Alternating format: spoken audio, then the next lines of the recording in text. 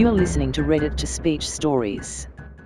Welcome back, viewers, ladies, gentlemen, non-binaries and anyone with ears or other sound detection organs. Hope you enjoy.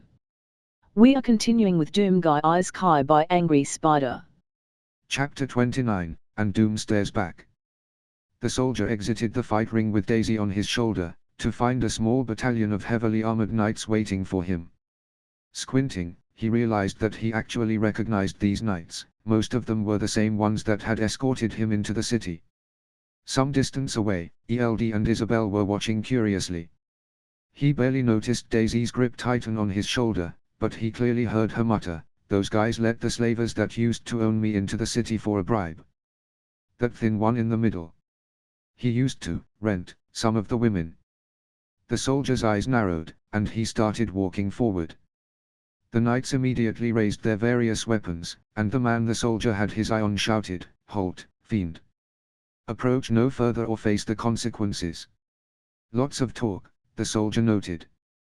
Words tended to have very little effect on how a person fought. He continued regardless of their warnings. The thin man raised his spear over his head and shouted, "We gave you fair warning, Doom. Stand down or die."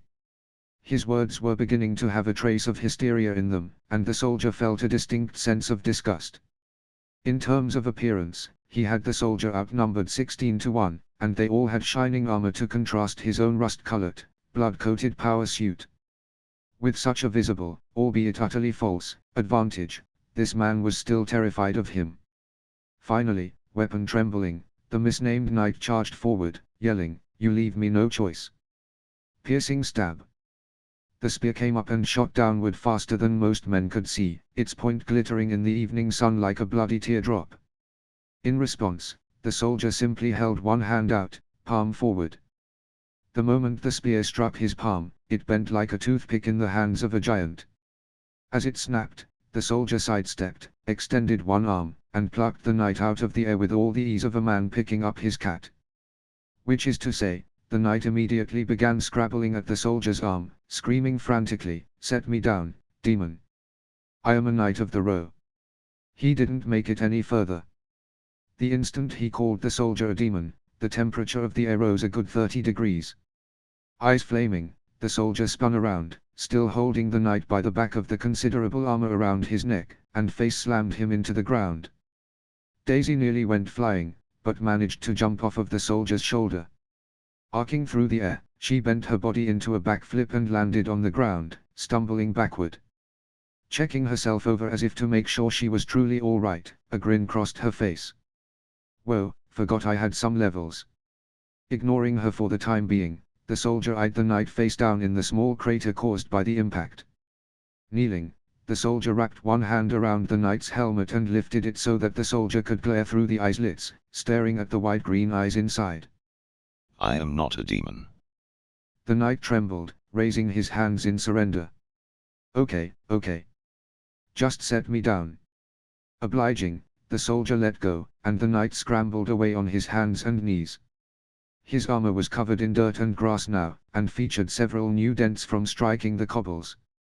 Brushing the worst of it away, the knight raised one arm. Purifying flame. A gout of red fire erupted from the knight's hand and harmlessly enveloped the soldier in a wreath of flame. The soldier didn't so much as get hotter in his armor. Were all of the so-called knights this stupid? Perhaps Galbay was the only one with an ounce of sense. Before he could appropriately react to the useless attempt at an attack, Daisy sailed over his head. Rotating midair, she locked her legs around the neck of the knight and curled up abruptly, heaving herself backward. Hands going to his neck, the knight was hurled to the ground for the second time in as many minutes, and Daisy acrobatically rolled to her feet, ending in a leap that left her next to the soldier. Breathlessly, she excitedly told him, "This is frigging awesome. I've never felt this strong." She flexed a lean arm, grinning at him as a small bump rose on her tricep. Getting back to his feet again, the knight spluttered, "You're both under arrest." The soldier snorted loudly. He hadn't landed a single good hit on either him or Daisy. How exactly did he expect to arrest him? Who's getting arrested? The soldier's eyes widened incrementally. The 15-foot-tall mountain of silvery plate armor and muscle approaching, curious passers-by moving out of the way in alarm, made the ogres he'd seen in hell look like a child. A single mace swung heavily from one hand, but the ease with which the giant held onto its 8-foot handle spoke volumes of his strength. Pointing at the soldier, the knight shouted frenziedly, "Admin! This menace tried to kill me, and he stole that slave from a good friend of mine." Daisy yelled furiously, "Liar! I'm gonna kill ya personally for that." Admin turned his completely covered helmet in the soldier's direction and rumbled, "Good reason for arrest. Ya might wanna stand down, but I don't wanna hurt ya." The soldier lowered his center of gravity, his knees bending as he spread his arms wide, hands outstretched in a ready-to-fight stance. He'd just gotten over 60 levels from that demon, and his stats were higher than ever. Not to mention, he had a new perk that he was just dying to test on something. This thing, whatever it was definitely not human. That took it off the infinitesimally minute list of creatures that the soldier avoided killing. The tension in the air began to build, and Admin sighed. "Have it your way, bud. Sorry about this, Bunny," he added apologetically to Daisy, who glared at him. Stomping forward, the monolithic paladin brought his mace down at the soldier, its spiked end shining as it blurred downward. The soldier didn't bother dodging. Due to blood of thy enemies, along with the bonus from the Praetor suit, the soldier was reasonably sure that he could take a hit from just about anything. His theory proved correct as the mace crashed into his head, and he sank a full 5 feet into the ground as the dirt and stone shattered underneath him. Daisy sped to one side, a smear of brown color streaking away. She really was remarkably fast, the soldier noted calmly. Grabbing onto the mace's end, he waited for Admin to inevitably pull his weapon back. As the giant did, the soldier yanked himself forward, capitalizing on the momentum, and drop-kicked his opponent in the face with a grunt of effort.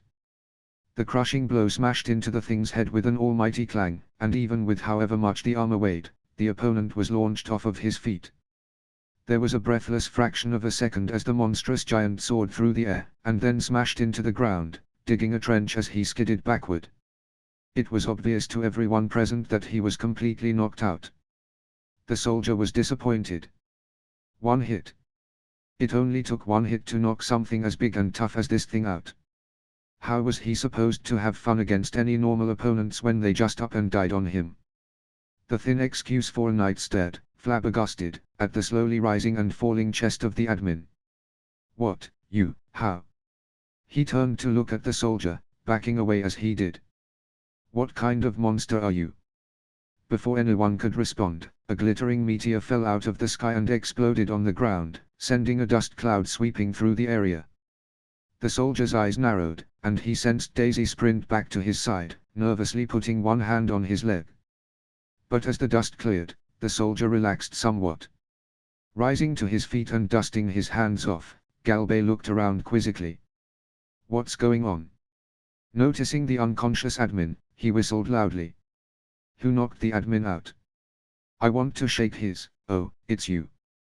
The surprise in his voice changed to an amused tone as he saw the soldier, and he walked over with a ready grin. "I leave you alone for 5 hours and you go and pick a fight with one of the elite guard. If it were anyone, it'd be you." Stuttering over his words, the thin man pointed an accusing finger at the soldier and shouted, "Champion! That thing tried to kill me and was about to execute the admin." Galbay raised an eyebrow, turned to look at the soldier, and then snorted loudly. "Captain, I assure you that Doom said he wouldn't kill anyone while he was." "Wait, did you ever actually say you wouldn't kill any innocents while you were here?" He interrupted himself, turning to the soldier with a frown. The soldier merely shrugged in response, and Galbay winced. "Oh. Well, that's a bit embarrassing. Wait here just a moment, will you?" Walking over to the shaking knight, Galbay pulled him aside and began intensely whispering into his ear. The knight glanced over at the soldier several times, and the soldier noticed that the man's knees were beginning to tremble in terror. Patting him on the back, Galbay ambled back over to the soldier. "Right, got that all taken care of. Please don't kill anyone here, by the way. There are certain precautions in place against murderers in Keldron." The soldier wondered if that demon he'd slain a few hundred times, in increasingly creative ways, counted as murder and decided that no, it probably didn't. Roughly shoving the soldier in the shoulder, Galbay added with a grin, "Oh, and I might have a way for you to get back to hell." The soldier's interest was immediately piqued, and he tilted his head curiously. Nodding, Galbay continued, "Yeah, the castle is hosting a ball to celebrate Alice's safe return tomorrow evening. It's not every day that the champion's daughter goes missing, after all." He chuckled darkly, then added, "Anyway, there'll be plenty of nobles and rich men attending the event. It should be fairly easy to convince one to sponsor your return to hell." The soldier considered the prospect. One hand, he'd have to go to a ball, which sounded like a horrific idea on a number of levels. On the other, he'd get to go to hell. When he put it in those terms, the soldier reflected, it was a pretty easy decision. Giving Galbay a ready thumbs up, the soldier nodded. The champion laughed richly. "I thought you'd say that. Oh, and by the way, it's a black tie event. Do dress for the occasion, if you don't mind." Patting him on the shoulder once more, Galbay headed off, rounding up the obviously nervous knights and heading away. The soldier nearly considered being furious. Black tie event. He wasn't going to take off his armor for anything, hell or not. An idea occurred to him. Galbay had never specified any clothing aside from the tie.